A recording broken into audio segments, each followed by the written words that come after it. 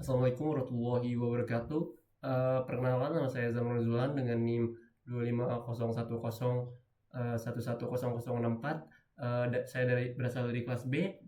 Pada kesempatan kali ini saya akan mempresentasikan hasil pembelajaran mata kuliah pemrograman 2, yaitu materi yang telah kami pelajari mulai dari pertemuan ke-9 sampai ke pertemuan 14. Selama 6 pertemuan kami mempelajari berbagai konsep penting dalam Object Oriented Programming atau OOP menggunakan bahasa pemrograman Java. Setiap pertemuan memiliki materi yang saling berkaitan, sehingga pada pertemuan terakhir kami dapat menggabungkan seluruh konsep tersebut ke dalam sebuah proyek sederhana. Materi yang akan saya jelaskan meliputi pertemuan ke-9 tentang polymorphism, pertemuan ke-10 tentang abstraction, pertemuan ke-11 tentang immutable, pertemuan ke-12 tentang interface dan scanner, pertemuan ke-13 tentang Java Collection, dan pertemuan ke-14 mengenai proyek akhir. Selain menjelaskan teori, saya juga akan menjelaskan implementasi yang telah kami buat pada setiap pertemuan. Baik, langsung saja kita masuk ke materi pertama, pertemuan ke-9, polymorphism. Pada pertemuan ke-9 kami mempelajari polymorphism, kemampuan satu objek memiliki banyak bentuk. Dengan konsep ini, satu parent class dapat digunakan oleh beberapa child class yang memiliki perilaku yang berbeda. Program yang kami buat terdiri dari 4 file, yaitu pengguna Java, admin Java, member biasa Java, dan main RBAC. Pengguna Java.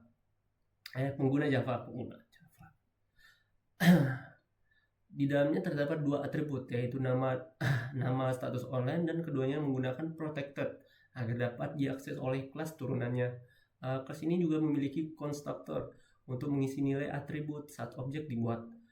Selain itu, terdapat metode akses sistem yang hanya menampilkan pesan mengecek hak akses pengguna. Metode ini nantinya akan di-override oleh kelas turunannya. Admin Java.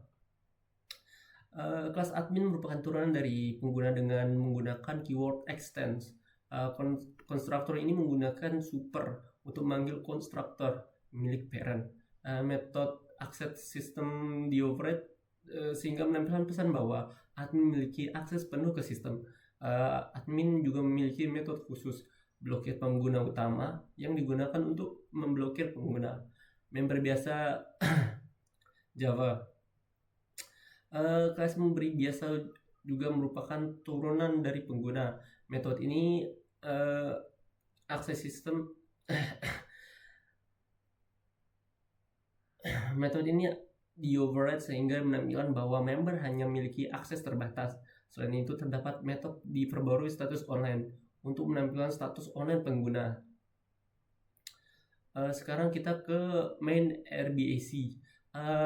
Main RBAC dimulai dari metode main, kemudian dibuat array bertipe pengguna, tetapi ini adalah objek admin dan member biasa. Progres ini disebut upcasting. Selanjutnya, program melakukan perulangan dan memanggil metode akses sistem. Walaupun variabelnya bertipe pengguna Java, akan menjalankan metode ini sesuai objek aslinya. Inilah yang disebut polymorphism atau dynamic method dispatch. Program ini juga menggunakan instance of untuk mengecek jenis objek. Jika objek adalah admin, dilakukan downcasting agar bisa memanggil metode blokir pengguna utama. Jika objek adalah member biasa, dilakukan downcasting untuk memanggil metode perbarui status online. Oke. Baik, kita lanjut ke pertemuan ke-10, abstractions. Saya akan menjelaskan pertemuan tentang abstraction. Abstraction atau abstraksi adalah konsep dalam object oriented programming yang digunakan untuk menyembunyikan proses yang rumit dan hanya menampilkan fungsi-fungsi penting saja kepada pengguna. Dengan konsep ini, pengguna hanya mengetahui bagaimana cara menggunakan suatu objek tanpa perlu memahami bagaimana proses di dalamnya bekerja. Pada tugas ini kami kerjakan terdapat 3 file utama, yaitu pegawai, programmer, dan main pegawai. Penjelasan pegawai Java. Pertama adalah kelas pegawai. Pada kelas ini merupakan abstrak kelas sehingga tidak dapat dibuat objek secara langsung. Kelas ini hanya digunakan sebagai dasar atau blueprint bagi kelas turunannya. Di dalam kelas pegawai terdapat beberapa atribut yang digunakan untuk menyimpan informasi pegawai seperti nama pegawai, nomor identitas, atau data lainnya. Selain atribut terdapat juga metode abstrak. Metode ini hanya memiliki deklarasi tanpa isi program. Tujuannya dibuat metode ini agar seluruh kelas keturunan memiliki aturan yang sama. Jadi setiap kelas yang mewarisi pegawai wajib mengisi atau mengimplementasikan metode tersebut dengan cara struktur program menjadi lebih rapi karena seluruh jenis pegawai memiliki dasar yang sama. Penjelasan program Java, programmer.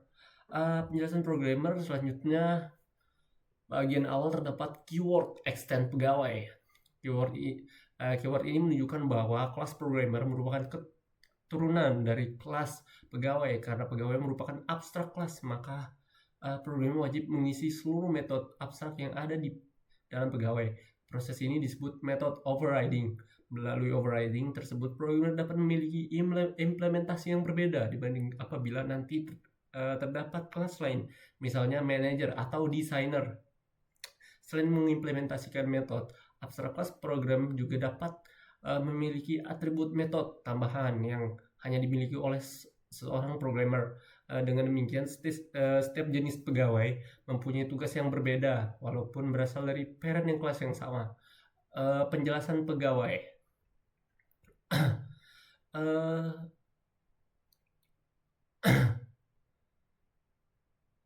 Melalui pegawai ini seluruh proses program dijalankan mulai dari pengisian data hingga menampilkan hasil ke layar. Konsep OOP yang digunakan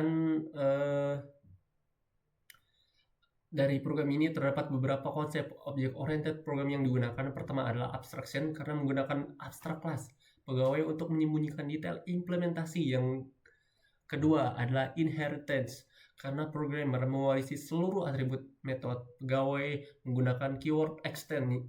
Yang ketiga adalah method overriding karena programmer mengisi kembali metode abstrak yang terdapat pada pegawai sesuai dengan kebutuhan. Selain itu terdapat juga konsep objek, yaitu ketika program membuat objek programmer yang menggunakan keyword new.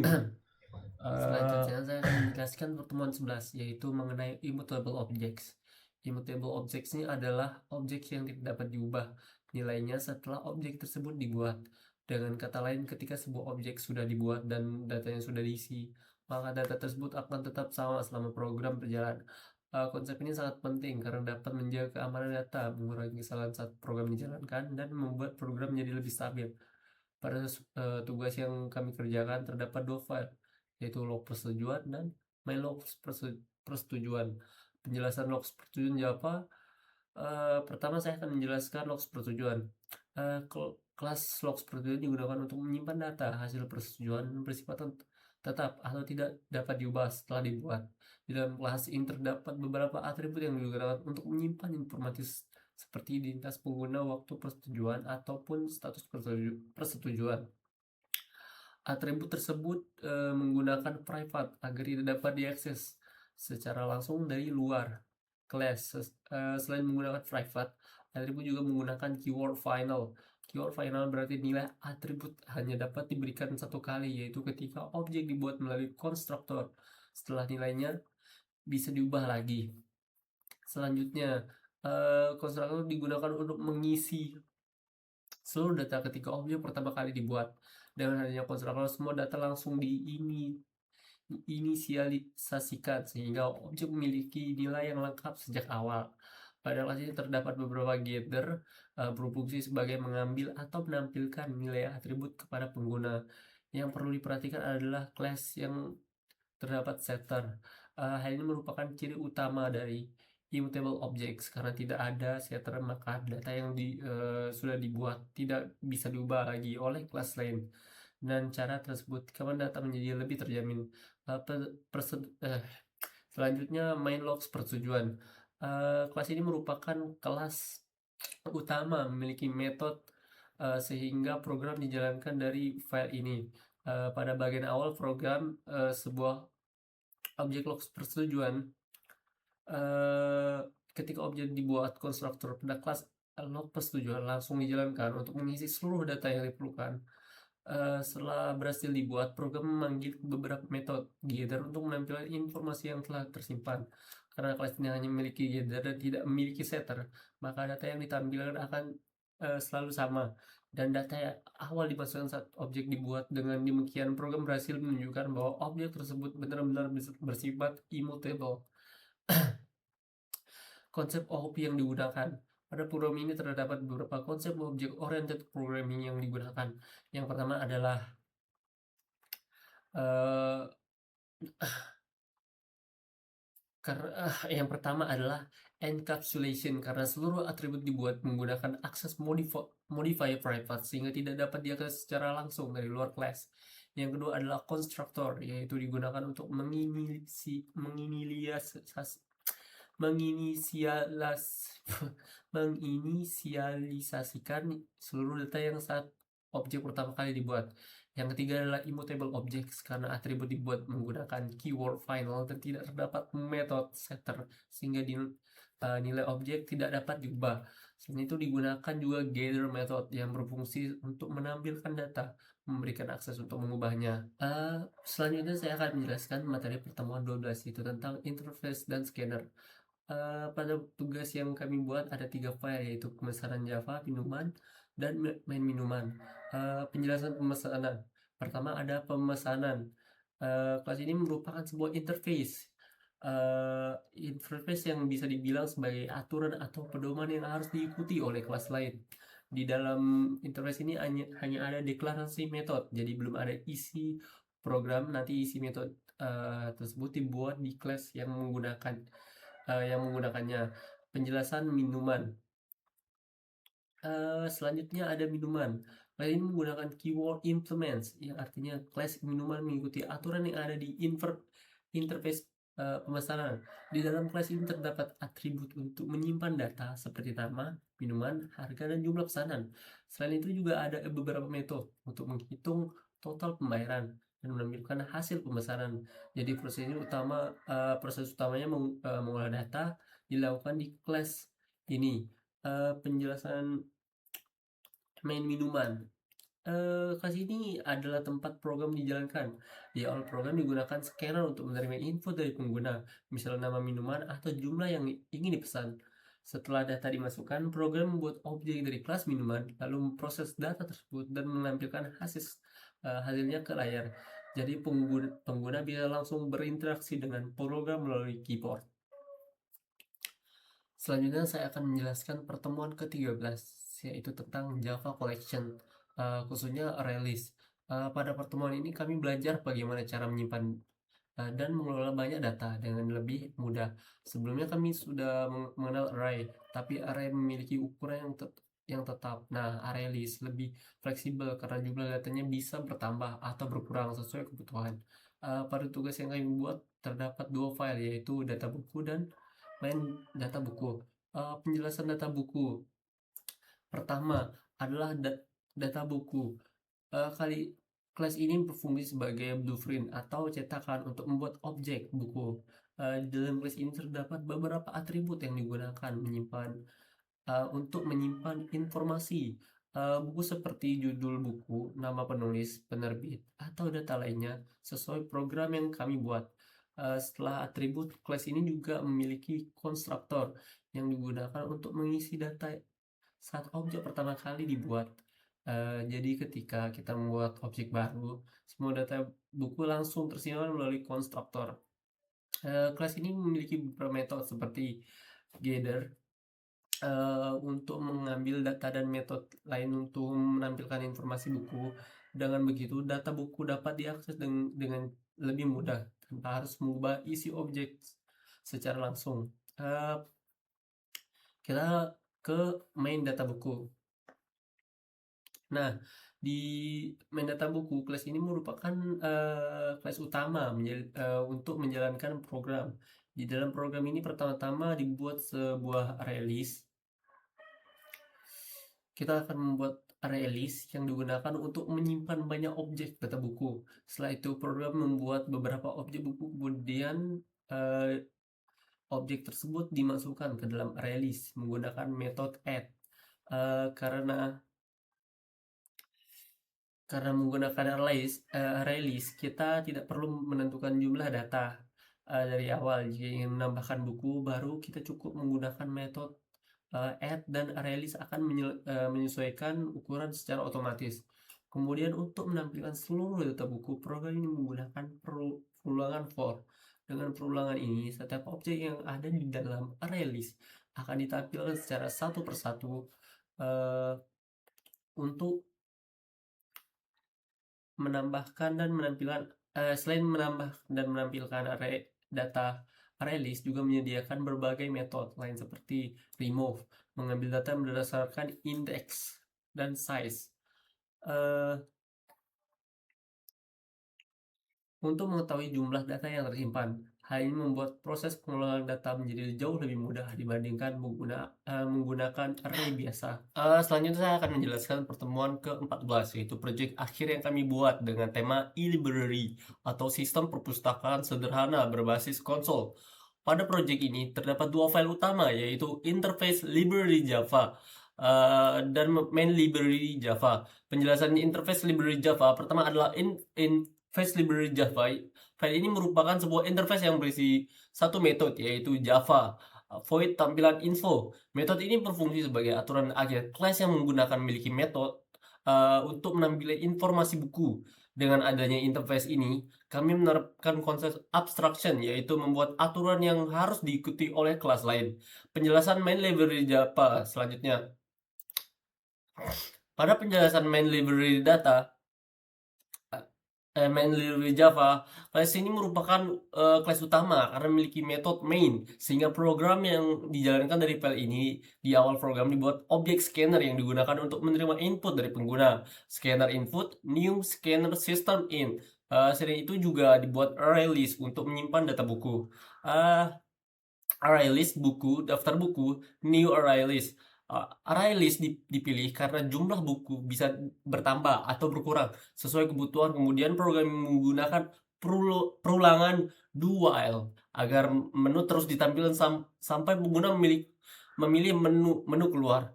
Di dalam terdapat beberapa pilihan, yaitu tambahan buku, tampilan buku, cari buku, hapus buku, dan keluar program. Menurut menu tambah buku, jika pengguna memilih menu tambah buku, program akan meminta pengguna memasukkan judul dari penulis buku.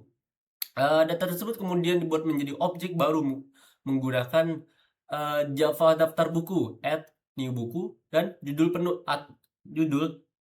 dan penulis. Setelah itu objek disimpan ke dalam ArrayList. Menu tampilan buku. Pada menu tampilan buku, program ini akan mengecek terlebih dahulu apakah data masih kosong. Jika masih kosong, akan muncul pesan data masih kosong. Tetapi jika sudah ada data program, menggunakan perulangan for each untuk menampilkan seluruh buku yang ada di dalam ArrayList, metode yang dipanggil adalah buku tampilan info. Metode ini menampilkan judul yang dan penulis setiap buku. Menu cari buku. Pada menu cari buku, pengguna diminta memasukkan judul buku yang ingin dicari, kemudian melakukan pencarian menggunakan perulangan for dan membandingkan judul dengan metode equals ignore case. Metode ini juga akan agar pencarian tidak membedakan huruf besar dan huruf kecil. Jika data ditemukan, informasi buku akan ditampilkan. Jika tidak ditemukan, program akan menampilkan pesan bahwa buku tidak ditemukan. Menu hapus buku. Pada menu hapus buku menggunakan pengguna memasukkan judul buku yang ingin dihapus. Program mencari data tersebut dalam ArrayList, kemudian menggunakan metode Java remove. Untuk menghapus buku yang dipilih, penjelasan tadi untuk menghapus buku yang dipilih. Nah, penjelasan kelas buku. Di bagian bawah file main library terdapat kelas buku.